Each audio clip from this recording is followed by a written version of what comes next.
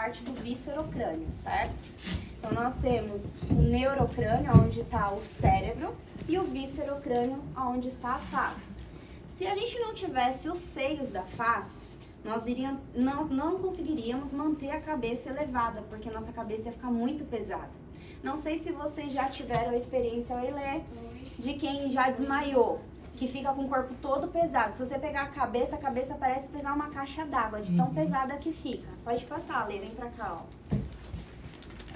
Então, esses seios da face, além deles fazerem essa parte de circular o ar, e o seio maxilar, ele é extremamente importante para o aquecimento, né, do ar para ir para o pulmão, ele vai fazer vai manter a cabeça mais leve, tá?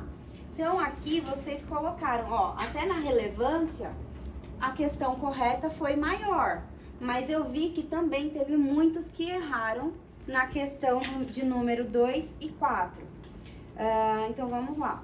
Peguei da aula de vocês isso daqui. Todo o conteúdo que tá nessa revisão foi pego do conteúdo que vocês têm em casa, tá? Vocês tiveram no 5º semestre. P1, eu falei pra vocês, vai cair tudo que vocês já tiveram no 5º semestre. A gente não pôs nada mais.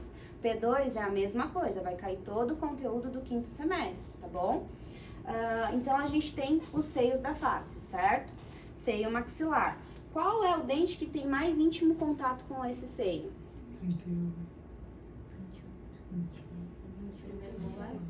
Primeiro molar. Então, o primeiro molar, ele é o dente que tem mais íntimo contato com o seio maxilar. Ó, a gente pôs aqui, né? Só que a gente tem também a relação dos pré-molares, tudo bem? Os pré-molares podem ter ali um contato dependendo da variação anatômica, porque quando o paciente perde um elemento, o que acontece com esse seio? Vocês lembram da aula de vocês, do 5º semestre? O que acontece com o seio? Ele sobe, né? Ele pneumatiza. Lembra desse nome? Pneumatização do seio. Lá dentro do seio maxilar tem uma pressão negativa. Essa pressão negativa, quando não tem o dente, ela expande esse osso, fazendo com que ele gere ali na região uma reabsorção.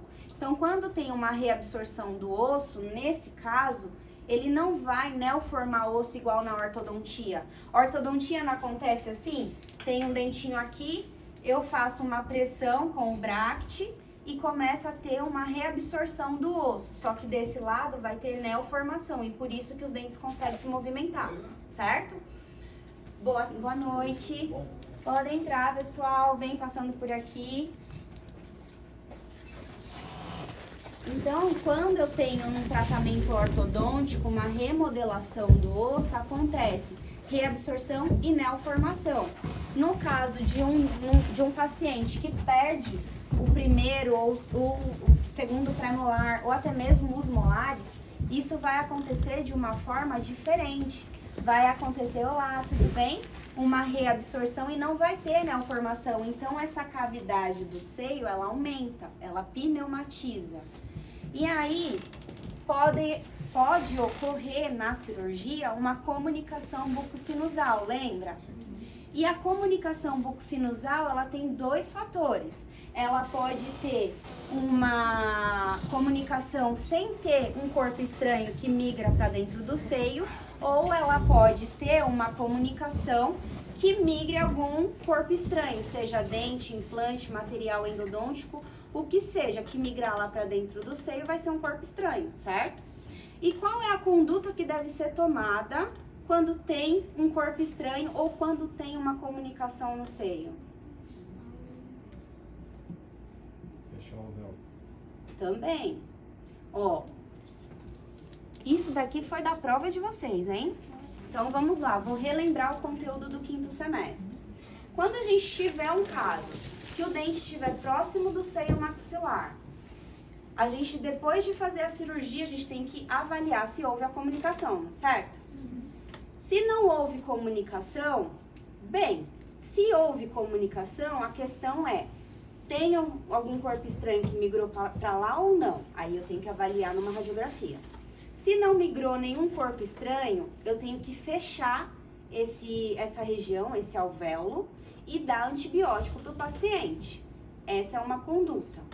Se houve comunicação com o seio levando um corpo estranho para dentro do seio, eu não tiro esse corpo estranho na mesma hora, tá? Deixem isso bem claro na cabecinha de vocês, porque isso eu vi nas questões que muitos erraram, tá? Então, quando tiver um corpo estranho para dentro do seio, eu vou remover esse corpo estranho num segundo ato cirúrgico. Então, no primeiro ato, eu vou pôr a antibiótico terapia em ação, para dar uma imunidade para esse paciente contra as bactérias, porque o seio maxilar tem bactérias, né, específicas dessa região, e a boca tem outras bactérias específicas da região oral. Quando essas bactérias se comunicam, pode ter alguma reação sistêmica, então a gente tem que dar antibiótico. Fiquem claro isso na cabecinha de vocês. E eu preciso fechar, porque se eu não fechar oclusivamente essa região, o que que vai acontecer? Como? Também, mas na orelha, vamos dar um exemplo. Quando a gente fura a orelha, que cicatriza, esse furo fecha novamente? Não, fica permanente. Se eu não fechar essa comunicação no ato da cirurgia, vai virar uma fístula. E a fístula, ela epiteliza essas bordas. E aí vira uma comunicação constante. O paciente vai ter sinusite constante, porque epitelializou aquela região e não vai fechar mais, entendeu?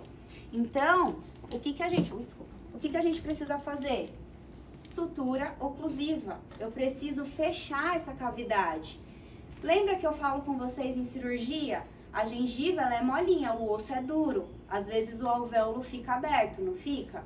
Vai cicatrizar por segunda intenção, certo? Quando eu tenho uma comunicação, jamais eu posso deixar aberto. Então, o que eu tenho que fazer? Às vezes uma osteotomia, para diminuir esse acesso do osso, para eu poder conseguir tracionar esse tecido até fechar. Se eu não fechar, vai epitelizar e vai formar fístula. Formando fístula, o paciente não vai ter melhora do quadro. Entenderam? Tá? Perfeito. Teve a comunicação no seio, foi um corpo estranho para dentro do seio. Isso daqui tá na aula de vocês, tá?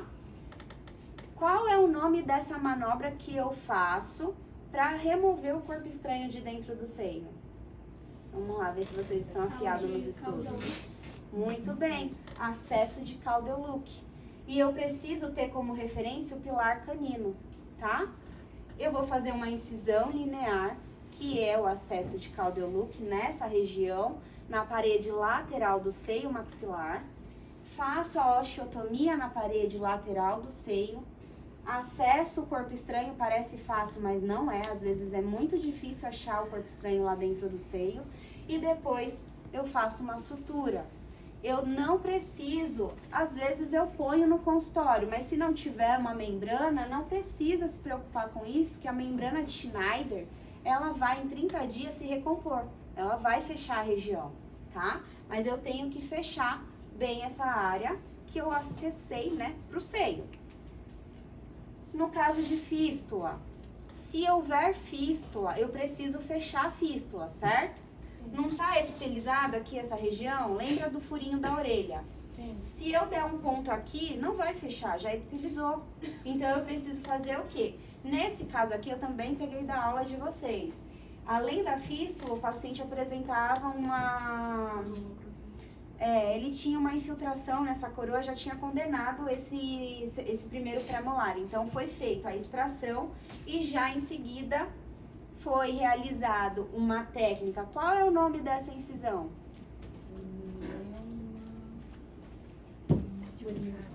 Muito bem, Neumann modificada. Tem duas relaxantes, tá?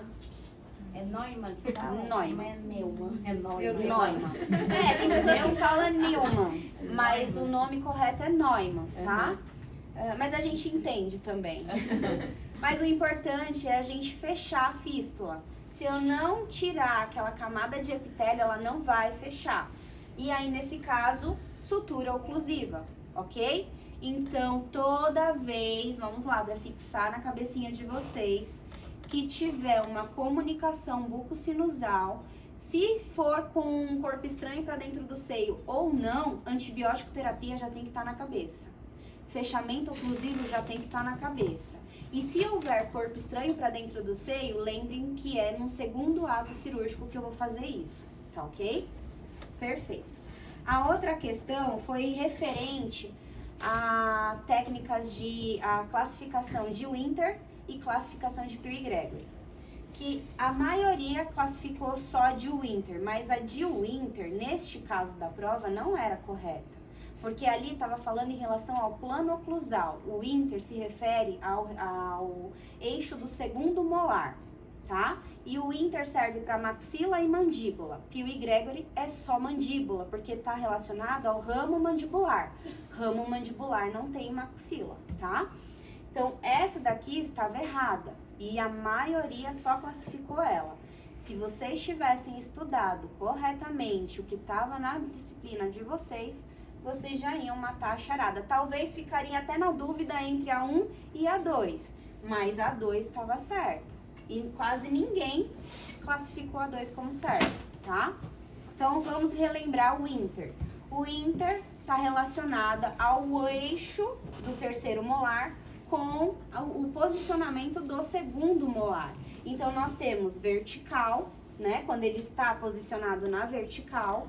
Nós temos invertido, é estranho, mas acontece, tem paciente que vem com anatomia, né, complexa e vem com dente invertido. Tem casos até em mandíbula que o dente está um beijando o outro, vocês já viram? Tem casos que o segundo não irrompeu e o terceiro tá lá, posicionado um beijando o outro, tá? Temos a posição horizontal, serve para maxila e mandíbula. Disto angular, normalmente os terceiros molares superior, eles vêm nessa posição, tá? E ainda vestibularizado. Mésio angular também acontece tanto no superior quanto no inferior. E nós temos tanto na parte superior e inferior, quando vai posicionado para lingual ou para palatino. São mais raros, mas também acontecem, tá? E o vestíbulo angular. Em relação a Pew e Gregory, nós temos a classificação em relação ao eixo do ramo mandibular, certo?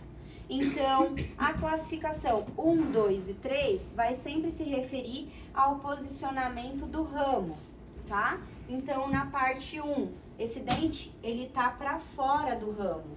Na classificação 2, ele tá entre o ramo e a parte externa, né? A parte do plano oclusal. Já na classificação 3, ele já está totalmente lá para dentro do ramo. Em relação à classe A, B e C, ele se refere ao plano oclusal. Então, eu até pintei. Isso daqui tá na aula de vocês. A única coisa que eu modifiquei foi os tracinhos, tá? E eu vi que o amarelo não favoreceu muito, mas tudo bem. Então, na classificação A, ele tá no longo eixo do plano, do plano da oclusal.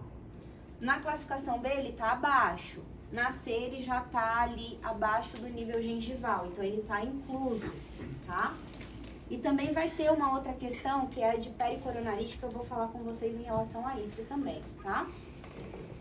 E aí tem esse exemplo, que a classe 1, ela pode ser A, B ou C, a classe 2 também A, B ou C, classe 3 A, B ou C. O mais difícil é 3C. Tá? Que ele tá totalmente incluso. Nesses casos aqui é onde ocorre as pericoronarite.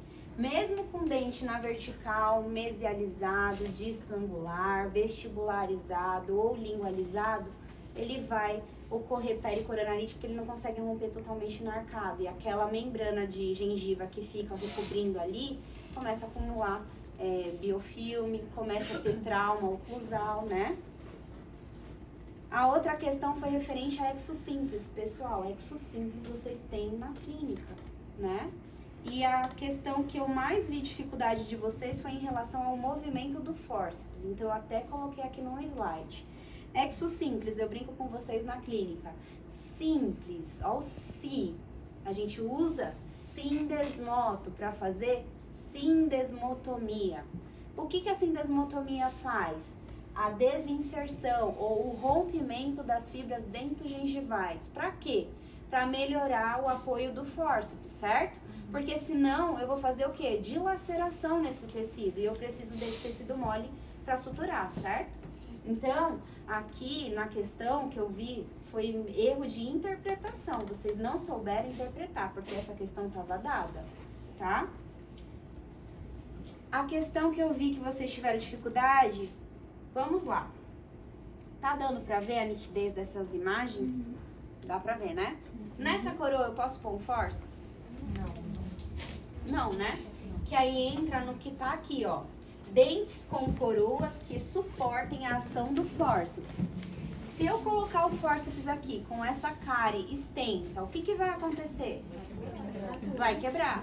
Mas e se nessa região onde estava a cavidade de cárie tivesse um amálgama ou uma restauração? Quebra também. Depende. Pro, mas também não é uma regra colocar o fórceps, né? A gente já viu isso Não é na uma rotina regra, técnica. mas é isso que vocês, eu vi na prova, a dificuldade. Porque vocês tiveram dificuldade de entender essa parte, coroas que suportem a força do fórceps e também os movimentos que o fórceps faz. Neste caso aqui, dá para eu colocar o fórceps. Tem uma restauração extensa? Tem. Mas o fórceps, na hora que eu prender ali no colo cirúrgico, ele vai conseguir, depois da utilização dos elevadores, que os elevadores não vai ali luxar o dente, Sim. eu consigo tracionar com o fórceps, entendeu? Porque se eu já vim direto com o fórceps aqui, é claro que eu vou quebrar. Então, os elevadores vai diminuir essa força para que o fórceps consiga fazer o movimento correto e eu ter uma cirurgia tranquila, simples, tá? Doença periodontal? Também. Já rompeu uma parte das fibras periodontais, já não tem uma inserção óssea favorável. Ele já tem uma mobilidade? Eu vou ali, prendo com fórceps no colo cirúrgico, faço os movimentos e extraio o dente de uma maneira simples, tá? Então, quais são os movimentos que o fórceps faz? Intrusão, aí tem que tomar cuidado. Um primeiro molar superior, eu posso fazer intrusão? Né? Então tem aí uma observação. Rotação, eu era pra eu pôr uma estrelinha aqui igual eu fiz aqui. Rotação, eu posso fazer em todos os dentes? Não. Né? Então um dente que tem uma raiz achatada, um dente que tem dilaceração, como segundo o incisivo lateral, o segundo pré-molar, tem duas raízes. Eu não posso fazer rotação, senão eu vou fraturar o terço médio apical do dente. Pêndulo, que é a lateralidade, eu consigo fazer com fórceps. E tração, que é para eu fazer a avulsão. Então, esses são os movimentos. Isso daqui tá lá na prova e vocês não colocaram, tá? Então, isso daqui é o movimento do fórceps. Isso daqui eu peguei da aula de vocês, tá bom? Outra questão, referente à pericoronarite. A questão correta era que todas estavam certas. E vocês colocaram que apenas 1, 3 e 5 e 4, desculpa, estavam corretas. Então, vamos lá. Pericoronarite. Nós temos vários fatores que podem influenciar para uma pericoronarite, certo? Sim. Sendo traumático ou infeccioso, que vai levar bactérias, biofilme. Se for traumático, a gente pode fazer meios não invasivos para tratar ela, como um desgaste da coroa do superior, isso estava na prova de vocês não levaram em consideração. Eu posso fazer uma clorexidina para limpar essa região se tiver com infecção, né? Se no consultório tiver laser, eu também posso aplicar um laser que ele vai fazer ação anti-inflamatória. Num caso mais grave, eu posso fazer a remoção desse tecido ou até mesmo a extração desse dente, tá? Então, e referente à pericoronarite. Nossa, a imagem tá bem ruim. Deixa eu ver se eu consigo só melhorar um pouco mais o foco. Ai, gente.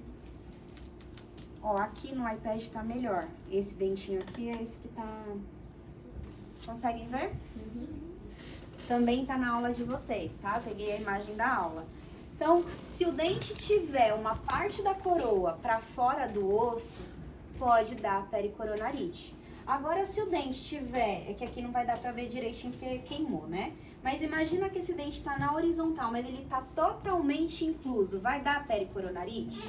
Não. Mas não quer dizer que esse dente não precisa ser extraído. Mas em relação à pericoronarite, que era a questão da prova, ele na horizontal totalmente incluso, não vai dar pericoronarite. Por isso que vocês erraram. Vocês não souberam interpretar o contexto da prova, tá? Outra questão, que foi a do trauma. Eu tinha falado, não vai cair trauma, mas essa questão do trauma também não foi eu que coloquei, não foi eu quem fiz a prova. Mas era uma questão que era só ler o enunciado e as questões que vocês iam tirar de letra. Tava também dada essa questão, tá? Vamos lá. Na questão lá, eu peguei um caso da... Nem tirei foto, que é um caso do hospital. Vamos lá. A questão era, o paciente sofreu queda da própria altura, teve um ferimento corto-contuso em região do mento. Vamos lembrar de zonas de fragilidade e zonas de... Ai, agora fugiu o nome. Não é força. Mas é isso. A gente tem zonas de resistência, lembrei, e zonas de fragilidade. Essa região de sínfise, ela é muito forte, o mento, a gente chama até parasínfise. Então, por que ela é forte? Justamente porque desde criança a gente cai, bate logo essa região, certo? Se o côndilo não tivesse zona de fragilidade, na hora que eu sofresse um trauma, o côndilo entraria dentro do crânio. Então, olha como Deus é perfeito, né? Ele fez uma zona de fragilidade que é melhor que frature o côndilo do que esse côndilo entrar lá pra dentro da cabeça, né, do indivíduo. E quando o côndilo ele fratura, seja unilateral ou bilateral, que normalmente acontece, o paciente ele vai ter um contato lá atrás e com isso a região anterior abre. Então ele tem uma mordida aberta anterior, certo? Então se o paciente vem no consultório com um ferimento nessa região, com mordida aberta, eu já imagino que ele tem uma fratura de côndilo. Se eu peço para o paciente abrir a boca e ele não consegue abrir a boca, esse nome se chama trismo.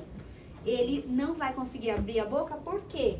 Porque essa região de masseter vai estar muito inflamada, o masseter não vai conseguir fazer o esticamento dessa musculatura para fazer a abertura da região, ele é responsável pelo fechamento. Então, se ele está inflamado, ele vai querer fechar, essa boca não abre, entende? Então, nessa questão, se vocês observassem o contexto das alternativas, vocês também acertariam. Então, das 10 questões que tinham na prova, as 5 mais relevantes que eu vi que vocês tiveram dificuldade, eu trouxe pra gente abordar aqui. Eu não tenho objetivo nenhum de prejudicar vocês. Eu tô aqui pra ajudar. E o que vocês puderem, o que vocês precisarem, vocês podem me chamar, que eu vou estar de bom coração pra ajudar. Eu fiz isso ontem, no meu Dia das Mães com a minha mãe, pra poder ajudar vocês, tá? Então, não quero que vocês entendam mal o que aconteceu na prova, porque, infelizmente, quem não foi bem na prova é mérito de vocês. Essa nota é de vocês. A clínica, o que eu falo, a clínica, a gente pôs o peso 50-50. Antes, nos outros semestres, era 60% prova e 40% clínica. Então, o que a gente fez? É 50-50? Ok. Então, tem que passar na clínica e tem que passar na teórica. A média da faculdade não é 6? Então, tem que ter no mínimo 6 em clínica e no mínimo 6 em prova. Entendeu? Porque a clínica, ela não é soberana, tá? A gente entende que o paciente falta, a gente entende que a PA às vezes está alterada e a gente não pode liberar a cirurgia. Então, a gente fez, né, durante as férias, essas atividades para que vocês não ficassem prejudicados em clínica. Então, vocês têm essas atividades e, lógico, as questões da atividade não vai ser do mesmo jeito das questões da prova. As questões da atividade, é como o nome diz, é uma atividade complementar, que é para vocês não ficar prejudicados. Mas a prova não vai ter essa abordagem, porque vocês precisam já entender como que é um enunciado de prova. Como eu falei, a gente não vai cobrar como uma prova de uma residência de bucomaxilofacial. Quem quiser